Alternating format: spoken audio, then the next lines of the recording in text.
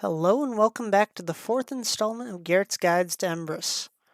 Especially to those of you coming from either our second video or our third video where we talked about character creation and split up into two groups, where you look at those who haven't played D&D as much in our third video and get that tutorial as to how to create a character and how the system works as Dungeons & Dragons, and to those who come from a bit more knowledgeable about D&D and need to know more about Roll20.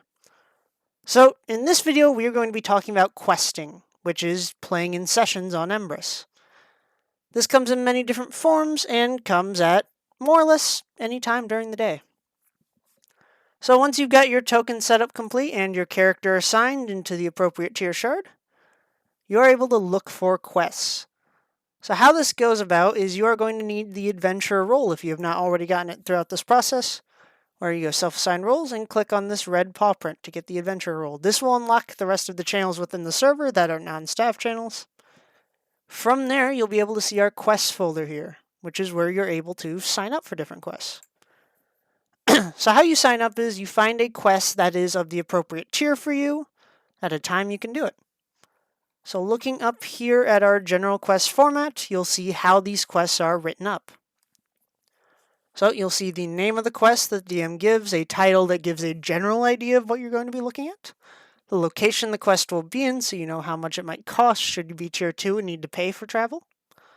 If it is an urgent, which if it is an urgent, that means it's a quest starting within around 3 or less hours from the posting of it by the DM.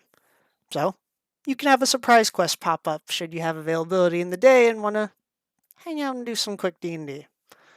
Next, you have the quest description, where they'll give the general idea of the quest, what your main goal is, who's hiring you, maybe an idea at the reward that you might get for it. Then, of course, you'll see who the DM is. You'll also see it by who is posting that quest.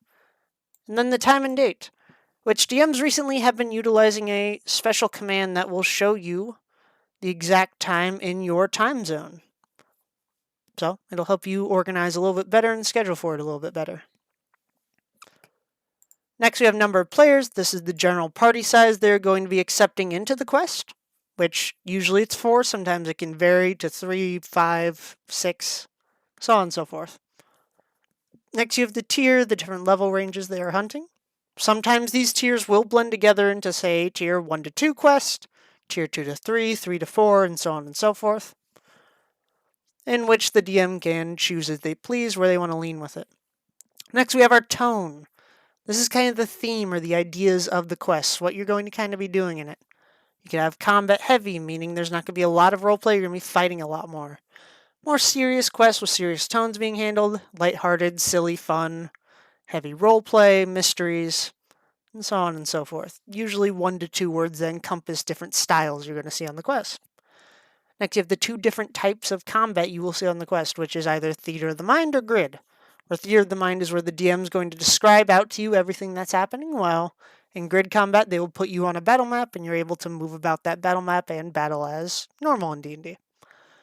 Which, for those of you who may be new and not know Grid battles quite yet, we will be having a mock battle video at the end of this playlist that you can view and see the general playing out of combat.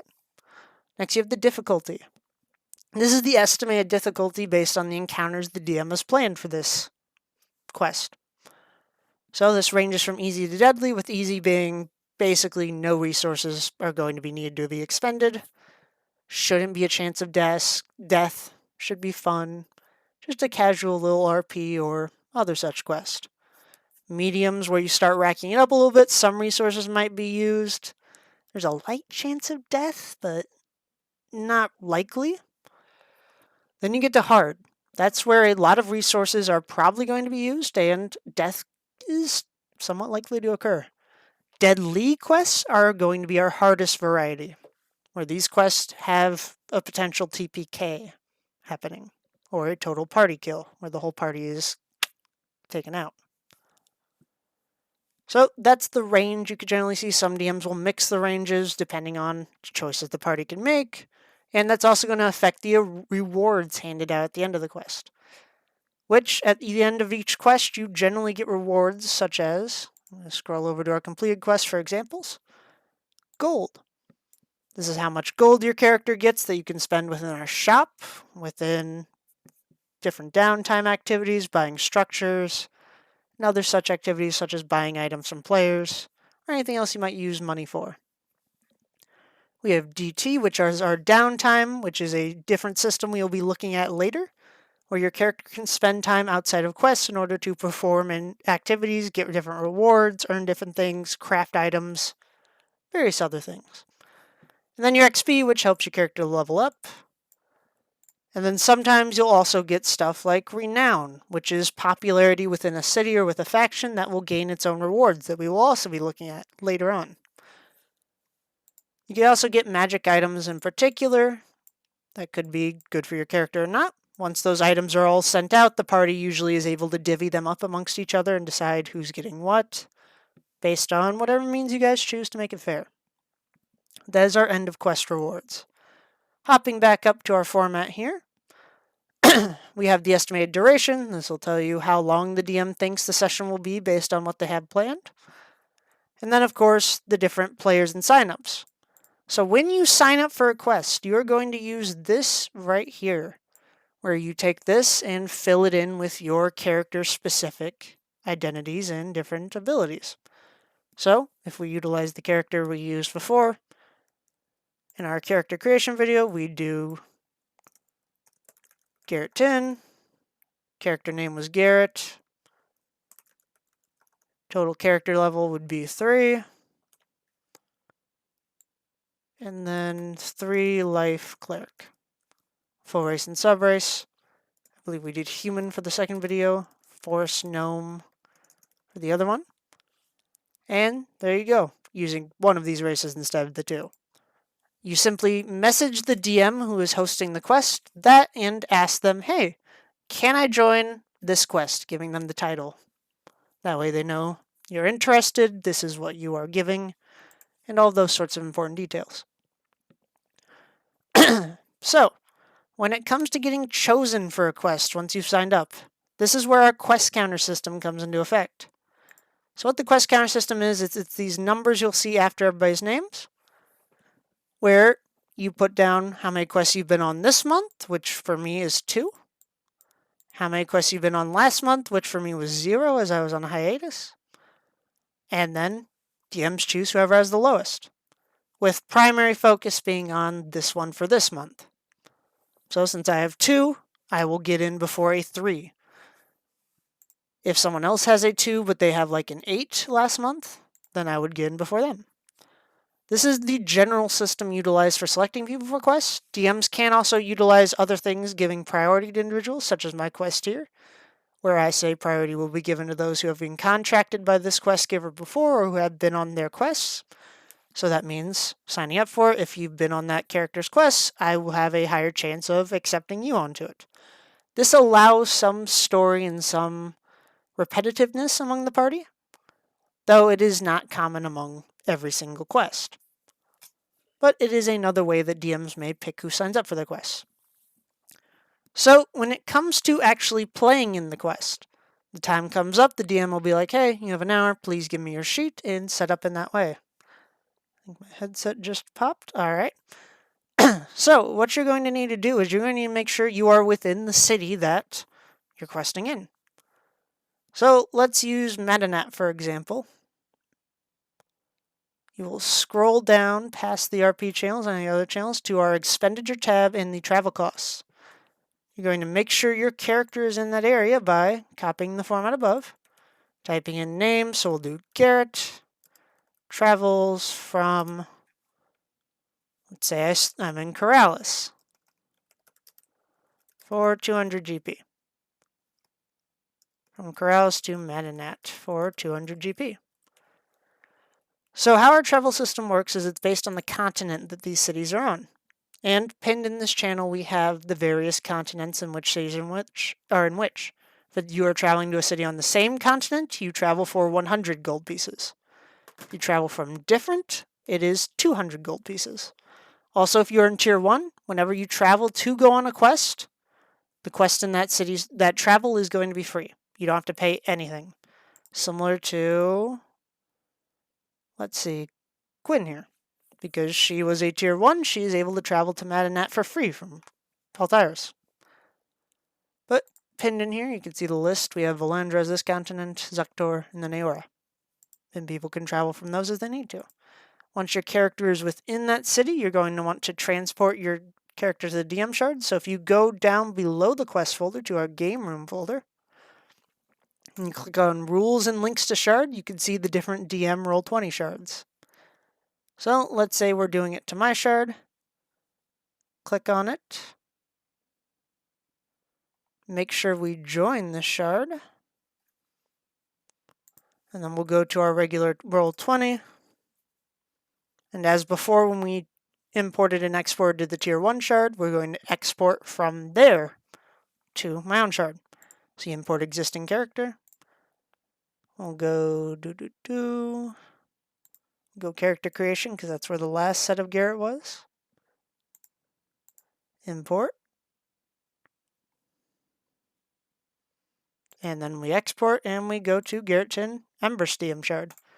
Once it's exported, you'll have to wait for the DM to go in and assign that character.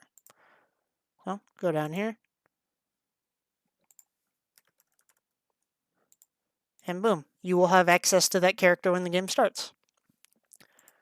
After that point, once the time comes for you to be within the shard and the quest to start, you simply go down to whatever game room channel your DM is in and join and play. You'll make sure you're behaving yourself, having some fun. The general idea is we're all here to play some games and have fun together. So the different channels and what they mean, game room 1 through 3, these are your basic game rooms. If you want to spectate a game going on, you simply ask in the text version of it, hey, can I come spectate this game? The DM says yes, you're free to. Whenever someone is in no spectator game rooms, that means they're not accepting spectators under any circumstances. So don't ask, don't join the game room, that sort of stuff. So with that, there are ways in which you can influence the quests that are being run in some ways. So this is the player intent tab up here in the top of our quest section. So what this is you are able to basically post a goal for your character.